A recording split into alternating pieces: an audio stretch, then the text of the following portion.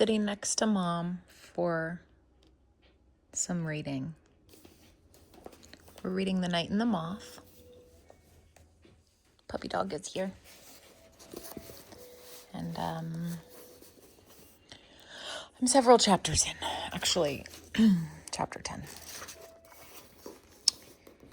Anyways, let's get back to it. Oh gods, the foulest night in Trom was an omen. I nearly fell off the horse. Pith. Rory reached back, caught my thigh just below my hip, and yanked me forward. Put your arms around my chest. When I didn't, he took my arm and slung it over his shoulder. We rode on. Once, twice, thrice, I opened my mouth to ask about his coin and snapped it shut every time. No, I reasoned. There must be an explanation. A coin forged to look like the artful brigands. Some magic or trickery that I, within Aisling's cloister, knew nothing about. Roderick Mendacious was many things, and two of them vital. He was a blasphemer and a mortal one at that. Flesh and blood and bone. Decidedly not a god. Better to ride along, say nothing, and see what answers awaited with the king. Overhead, the gargoyle was soaring and spinning, bidding welfare instead of farewell to the fading night. When the sky grew pink and the first fingers of sunlight made their way through the trees, I heard the rushing sound of water. Are we? The Tenor River, Rory said through a yawn. The Holloway road sloped, then leveled, and when the hills opened, I sucked in a breath. I'd never seen water like that.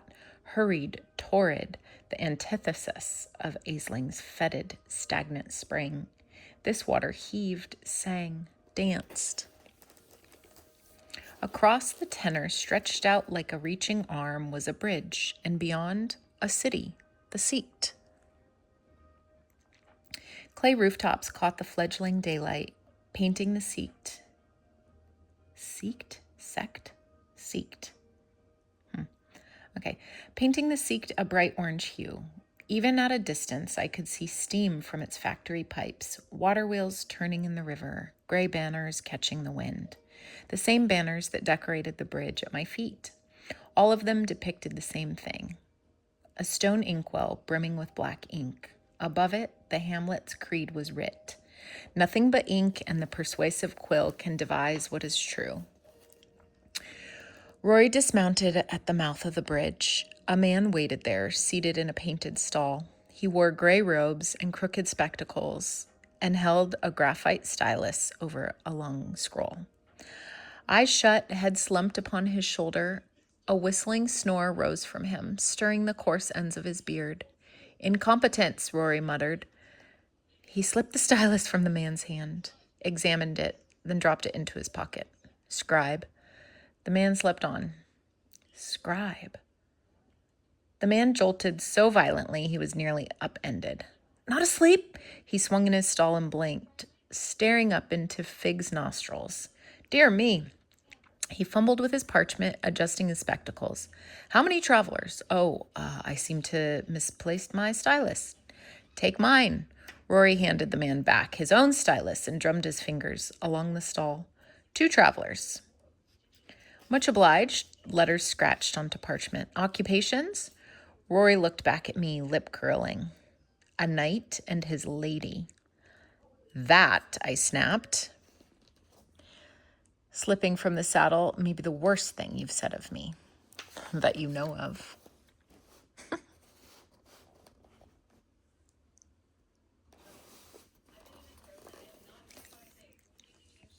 You're from Aisling. The scribe adjusted his spectacles. You're a diviner. I've never seen one of you this close. His watery eyes took an inventory of me. Then he was unraveling his scroll, retrieving an inkwell from within his stall, and pouring ink upon it. He got down low, spectacles practically upon the parchment.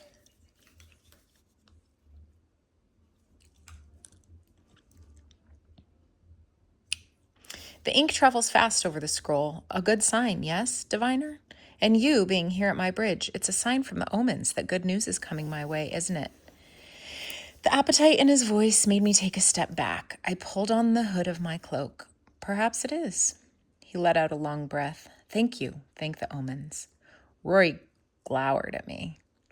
So you have not, I swallowed disappointment. You haven't seen any other diviners pass by this week? Not on my shift, I'm afraid. Rory pulled 3 silver coins from his pocket, then a gold one. You didn't see her either. The scribe weighed the coins in his palm, pocketed them. His eyes darted between Rory and me, then lowered to his scroll once more.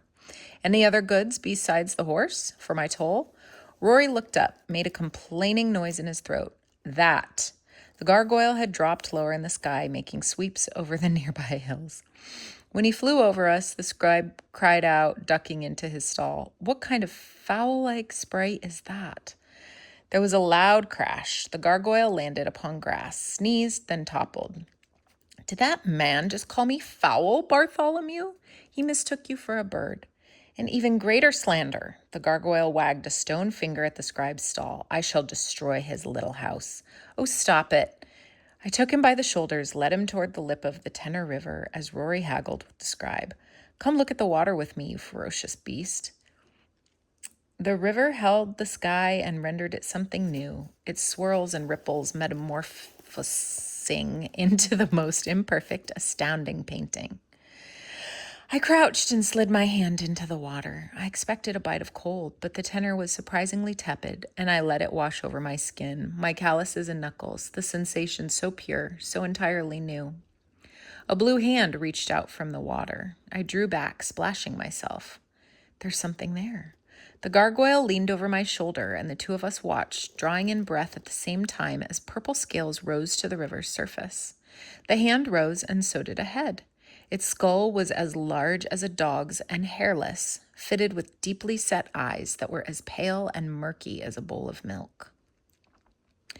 Its snout was long, and when its purple lips parted, I was afforded a glimpse of a dozen wide, blunt teeth.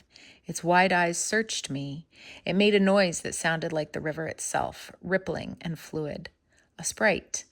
I smiled, put my hand into the river once more. Careful, Bartholomew, said the gargoyle. The sprite took my hand, coming further out of the water. I noticed then how long and thin it was. I could see the contours of its bones, could count every rib. Hello. It stared up at me. You haven't happened to see women with these, I touched my shroud, pass by, have you? The sprite didn't answer. It was inching my hand closer to its face. Slit nostrils flared at the end of its snout, and then it was opening its mouth, guiding my hand between its teeth. It bit down. I recoiled with a yelp. The scribe rushed up behind me. Away, you beast! His inkwell bore fresh ink, and when he got to the edge of the river, face twisted by revulsion, he upended it into the water. Ink, dark and viscid, splashed upon the sprite's face. I let out a pained cry. It let out a pained cry, then disappeared beneath the tenor's tide. I stared after it. You heard it. Forgive me, diviner. The scribe scrubbed a hand down his robes, but the water sprites feast on Pel, a plant we use to fashion our scrolls. Happily, our ink is poisonous to them. Still, they prove a persistent blight. The gargoyle tapped his stone chin. I wonder, if it feasts upon your precious weeds, why then should the sprite bite Bartholomew's hand? Because it's starving. Rory knocked into the scribe's shoulder as he came to stand beside me. Let me see. I kept my hand tucked against my chest. I'm fine. Rory frowned, but he didn't push it. He moved to the scribe's stall instead, wrenched a flowering grass from the ground, then marched back to the river where he tossed the grass into the water's depths. The scribe cried out, Pipe down, I'll pay you what it's worth. After all, Rory reached into his pocket and extracted a gold coin, then slapped it onto the scribe's stall. The only god of men is coin, the creed of the artful brigand. My skin prickled. The scribe returned to his stall, muttering about Coulson Fair being inferior to the other hamlets. I glanced down at where the sprite had bitten me. A crescent moon of bruises was nestled in the heart of my palm, but the sprite's teeth had been too blunt. It hadn't broken skin, almost as if it had fought against its own nature trying to do so. Scribe watched us, pushing his spectacles up his nose as the gargoyle and I followed Rory and Fig onto the bridge. He said Aisling's creed with a reverent bow. Swords and armor are nothing to stone. Then to Rory, don't forget your stylus. That was decent of you, I said as we walked on, rubbing my hand where I'd been bitten, feeding the sprite. Rory kept his gaze ahead. Knights are supposed to be decent. Could have fooled me. Violence is a craft, so is compassion. I tend to sway toward the latter, when it comes to sprites at least. Folk were scarce on the bridge, the hour still early, but for every man or woman or child who passed, the gargoyle and I earned a wide-eyed stare. Some even stopped in their tracks or pointed, echoes of, "Look, a diviner," following me across the bridge. I pulled my hood tighter over my head. You'll need more of a disguise than that. Rory spun the pilfered stylus between his fingers. The seat is dense, populated. There's no orderly queue like the one you're accustomed to at Aisling. People will swarm you, just like that pathetic merchant from Colson Fair. My advice? He jerked his head at my face. Lose the shroud. It's too distinct. Funny. Someone once told me it made me entirely indistinct. Two things can be true at the same time, diviner. Rory glowered at a passing cart, and his voice lowered. Take it off. No. Why not?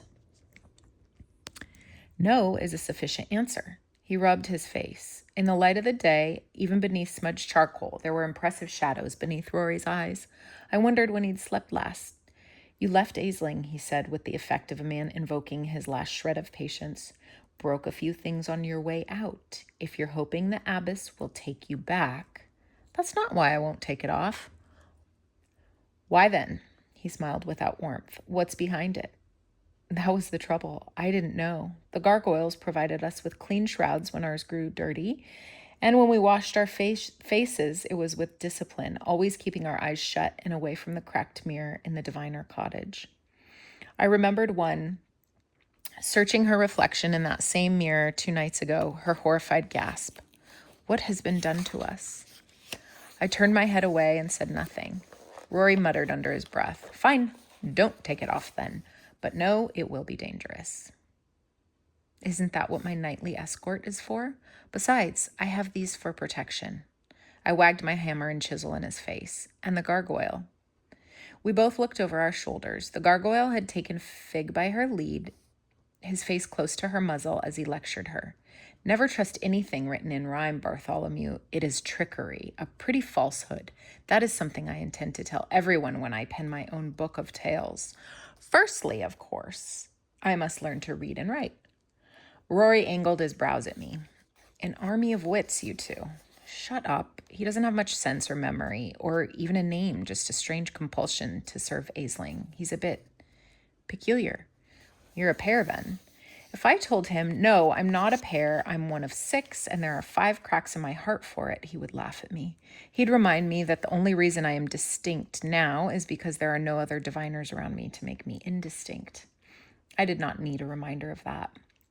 When the silence hung too long, Rory pivoted. Speaking of Aisling, there's something I've been wondering. It involves you, me, my blood on your tongue, and the little matter of your dream. My stomach tightened. What about it?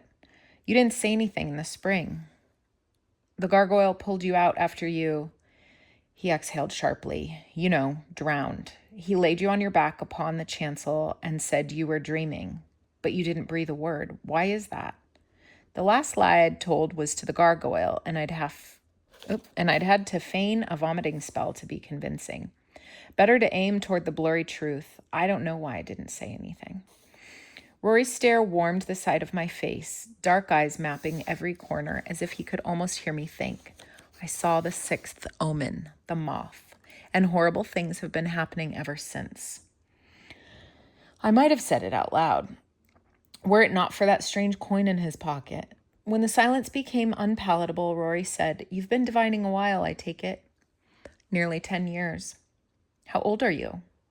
Bartholomew is quite old, the gargoyle answered behind us, drawing an idle finger through Fig's mane, though in a sense she is prodigiously young. No one knows, I interrupted. I have no memory before Aisling, but my teeth are healthy and my skin is not so lined yet. I looked to Rory. How old do I look to you? If I answer badly, are you going to pulverize my head with that hammer? He studied me down his nose. You look Was that red in his cheeks? You look like a young woman, not far from my age, but your condescension is perfected, like that of someone old. I made a face. What's your age? 26, but my youth felt so endless that perhaps I'm the exact same age as you. He lifted one shoulder like a full shrug was not worth the effort, young and also rather old.